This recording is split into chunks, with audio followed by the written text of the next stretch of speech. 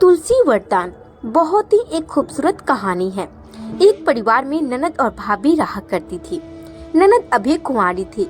वो तुलसी की बड़ी सेवा करती थी, पर भाभी को ये सब फूटी आंखें नहीं सुहाता था। कभी तो वो गुस्से में यहाँ तक कि कह देती कि जब तेरा विवाह होगा तो तुलसी ही खाने को दूंगी तथा तुलसी ही तेरे दहेज में दूंगी।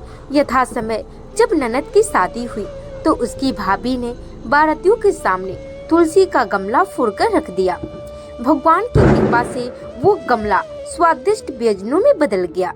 गहने के बदले भाभी ने ननद को तुलसी की मंजरी पहना दी तो वो सोने के आभूषणों में बदल गया। वस्त्रों के स्थान पर तुलसी का जनेऊ रख दिया तो वो रेशमी वस्त्रों में बदल गया। ससुराल में उसके दहेज आदि के बारे में बहुत बढ़ाई हुई। इस पर भाभी को बड़ा आश्चर्य हुआ और तुलसी जी की पूजा का महत्व उसकी समझ में आ गया था। भाभी की एक लड़की थी। वो अपनी लड़की से कहती थी कि तू भी तुलसी की सेवा किया कर, तुझे भी बुआ की तरह फल मिलेगा।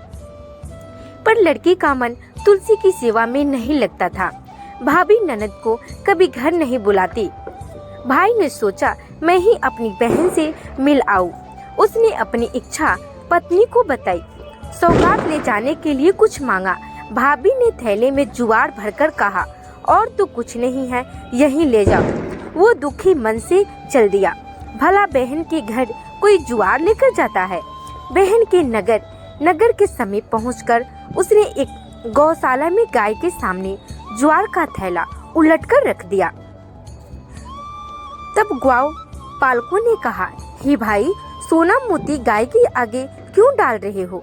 भाई ने उसको सारी बात बता दी तथा सोना मोती लेकर प्रसन्न मन से बहन के घर गया।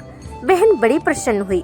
कथा को लोक श्रुति ये है कि तुलसी की सेवा से दाम्पत्य जीवन सुंदर और प्रगाढ़ होता है। अतः तुलसी विवाह के दिन ये लोक कथा अवश्य पढ़नी चाहिए। आशा करती हूँ कि आज का ये तुलसी वरदान की कहानी आपको जरूर पसंद आई होगी। धन्यवाद।